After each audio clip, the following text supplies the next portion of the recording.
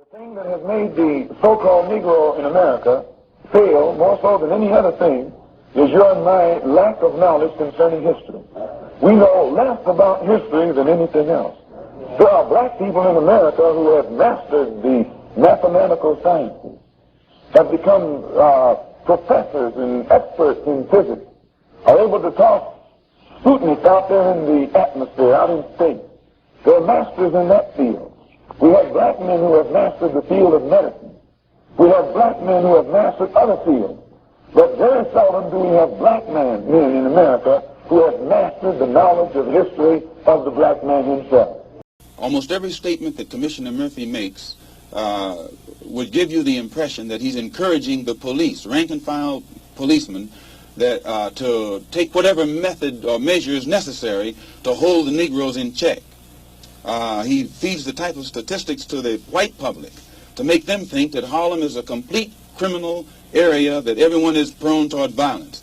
This gives the police the impression that they can then go and brutalize the Negroes or suppress the Negroes or even frighten the Negroes. Whenever something happens, 20 police cars converge on one area. This doesn't frighten Negroes. So it means that someone is either misinforming Commissioner Murphy and making him use tactics this year that he would not use 4 years ago, or that the former policeman Kennedy would not use. And this force that is so visible in the Harlem community creates a spirit of resentment in every Negro. They think they're living in a police state, and they become hostile toward the policeman. They think that the policeman is there to be against them rather than to protect them. And these thoughts, these frustrations, these apprehensions automatically are sufficient to make these Negroes begin to form means and ways to protect themselves in case the police themselves get. Kennedy's new approach was pretending to go along with us in our struggle for civil rights and different other forms of rights. But I remember the expose that Look magazine did on Meredith's situation in Mississippi. Look magazine did an expose showing that Robert Kennedy and Governor Barnett had made a deal wherein the Attorney General was going to come down and try and force Meredith into school, and Barnett was going to stand at the door, and say, no, you can't come in, and he was going to get in anyway.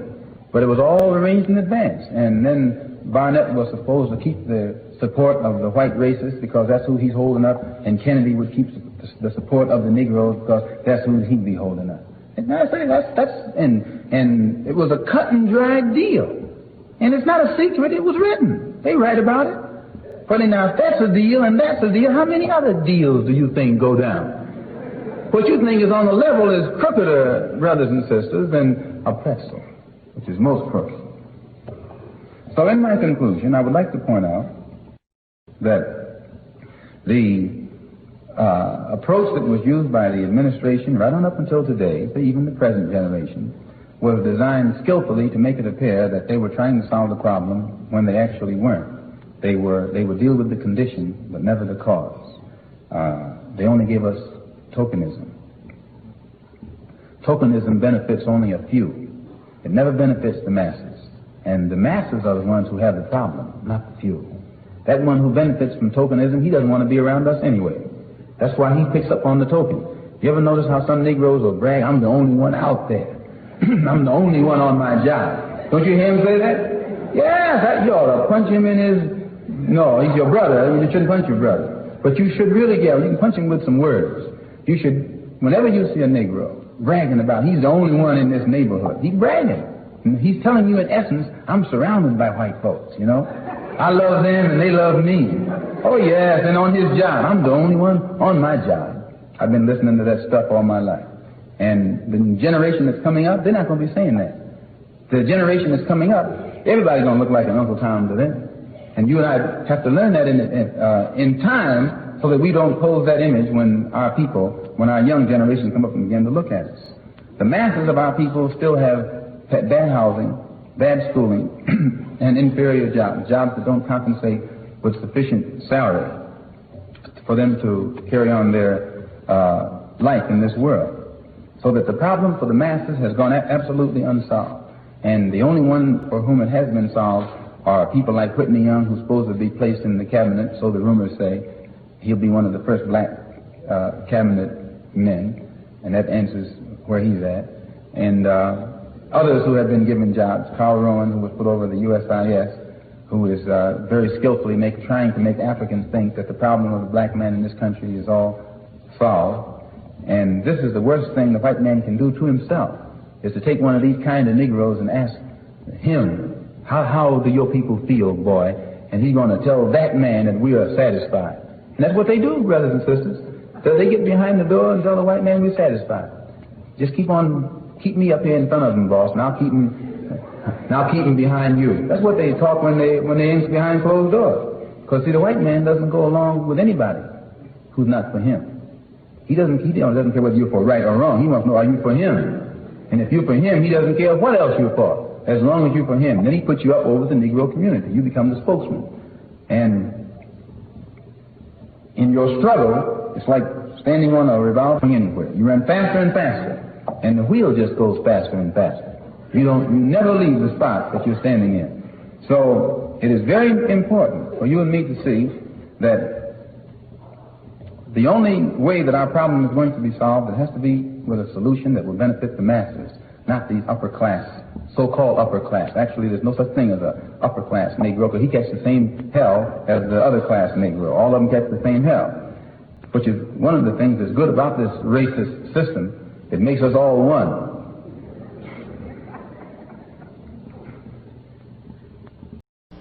The charge of violence against us actually stems from the guilt complex that exists in the conscious and subconscious minds of most white people in this country. They know that they've been violent in their brutality against Negroes, and they feel that someday the Negro is going to wake up and try and do unto them as they have done do unto the whites as the whites have done unto us. We aren't a violent group. We are taught to obey the law, to respect everyone who respects us. We're taught to display courtesy, to be polite.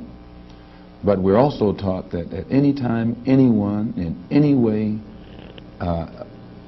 inflicts or seeks to inflict violence upon us, we are within our religious rights to retaliate in self-defense to the maximum degree of our ability.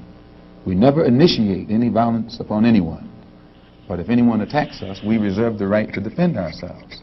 So to accuse us of being violent is like accusing a man who is being lynched, who is being hung on a tree, simply because he struggles vigorously against his lyncher. The victim is accused of violence, but the lyncher is never accused of violence. And I only point this out because the various racist groups that are set up in this country by whites and who have actually practiced violence against blacks for 400 years are never associated or identified or made synonymous with the term violence. But white... Does this in any way contradict some of the basic premises of your movement? I don't know how you mean. Well, you maintain, for example, that you will not, or that you should not use violence unless you are attacked by the white man.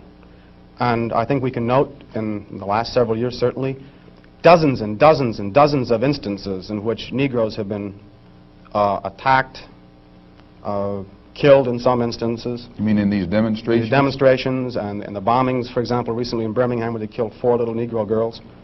And what interests me is the fact is that the Nation of Islam has not done anything to retaliate. I think you should be happy. The important thing is, does your lack of action contradict any of your basic principles? I'll explain it. You should be happy. We see our people being brutalized by white bigots, white racists. We think that they are foolish to allow themselves to be beaten and brutalized and do nothing whatsoever to protect themselves. They are foolish. They should have the right to defend themselves against any attack made against them by anyone. If a dog is biting a black man, the black man should kill the dog.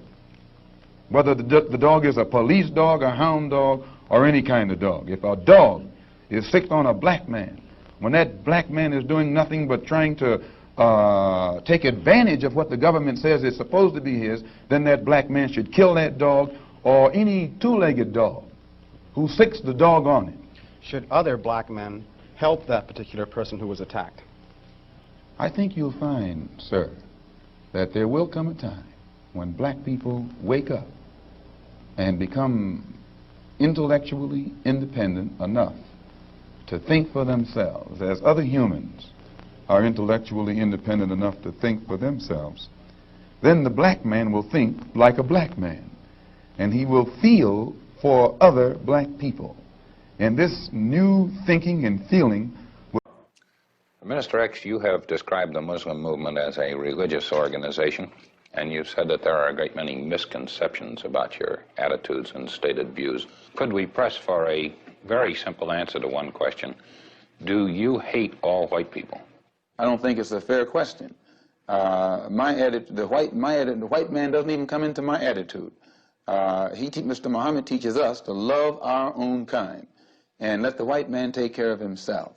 For a white man today, sir, after kidnapping millions of black people from Africa, stripping them of all human characteristics and relegating them to the role of chattel or cattle or animals, commodity, merchandise that could be bought and sold at will, and then 100 years since the Emancipation Proclamation, using every type of deceptive method to further us into slavery, called second-class citizenship, I think that it would take a whole lot of nerve for white people today to ask Negroes, do they hate them? Why should the black man in America concern himself, since we've been away from the African continent for 400 years, 300 or 400 years? Why should we concern ourselves? What impact does what happened to them have upon us? Number one, first you have to realize that up until 1959, Africa was dominated by the colonial powers, and by the colonial powers of Europe having complete control over Africa, they projected the image of Africa negatively. They projected Africa always in a negative light. Jungles, savages, cannibals, nothing civilized. And naturally it was so negative until it was negative to you and me. And you and I began to hate it. We didn't want anybody to tell us anything about Africa, and much less call us an African. And in hating Africa and hating the African, we ended up even hating ourselves without even realizing it. Because you can't hate the roots of a tree and not hate the tree. You can't hate your origin and not end up hating yourself. You can't hate Africa and not hate yourself. And you show me one of these people over here who have been thoroughly brainwashed, who has a negative attitude toward Africa, and I'll show you one that has a negative attitude toward himself. White man has done this trick everywhere. Here in America, to the Indians. He sent one priest to the Indians in New York and another priest to the Indians in Pennsylvania. And both of them would tell lies to both Indians. And the Indians who had never been at war with each other would start beating the tom-tom, the war drum. And then as they got ready to come together and fight, the priest would run in and say, let me be the mediator. The New York Indians, you move out to Minnesota. And the Pennsylvania Indians, you move out to Oklahoma. That would leave the whole state of New York and Pennsylvania for the white man. You see how he does it? He's all over the world. He does it. He's a mediator. He's an instigator and a mediator. He instigates division and dissension. And as soon as they start fighting one another, he says, okay, I'll settle it. If you don't think so, look all over the world right now. Every place on this earth, you got a division. South Korea, North Korea. South Vietnam, North Vietnam. Right or wrong? He is the one that makes this division. He don't let nobody get together. But when it comes to his kind, it's united. United States. Meaning all white people are united. United States of Europe, or European Common Market. They want to get together. But when you start talking about a United States of Asia or United States of Africa, well, he said, oh, no, too many different languages. Y'all don't have nothing in common. You see how he does it? He always discourages unity among others, but he encourages unity among his own kind. United we stand. That don't mean you. Your hair, yeah, Negroes jump up and say, yeah, united we stand. They don't mean you. That means the white man. The white man is the one who stands. Malcolm, the Civil Rights Bill is with us now. What will it mean? Well, I'm not very excited at all over the Civil Rights Bill, primarily because it's a law, and the Supreme Court desegregation decision was also a law that was handed down by the highest court in the land 10 years ago, and they haven't been able to implement it even here in New York City or any other city in the North, much less try and implement it in the South. And if they can't implement this single law that was handed down by the highest court in the land, I'm very doubtful that they'll be able to enforce any of the laws that are now on the books in this recently passed civil rights legislation. You don't think it's even a step, then? No, I don't think it's any step. The Constitution of the United States automatically is supposed to be sufficient to protect anybody who's born here who's a citizen. And if the Constitution includes all of those who are born here, I don't see why additional legislation is needed when it comes to the rights of the Negro. If the Polish people and the Hungarians and the Russians and others who come here as refugees don't need civil rights legislation in order to be recognized as citizens, why, it's a farce to make Negroes think that civil rights legislation is needed to get us recognition as citizens. Well, what would you suggest be done then to let a Negro go wherever he wants to in the South and get all the other benefits that the bill provides him? You can't do anything by legislation. It takes education. The white man in this country needs to be re-educated so that his behavior pattern toward non-whites will change, and the black man in this country also needs to be re-educated so our behavior pattern and attitude toward ourselves will change. And once a little educating is both sides, you'll probably find that that in itself will do more to bring about the spirit of brotherhood than all of the legislation that's designed to force the two together. You can't legislate brotherhood. That brotherhood comes about through understanding, and understanding is created through education.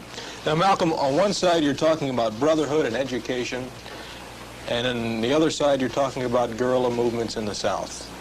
Where do you stand? Both of them are educational. We demand our right to have access to equality of opportunity to anything that this country stands for, as long as we're born here and come within the confines of the Constitution that governs this country.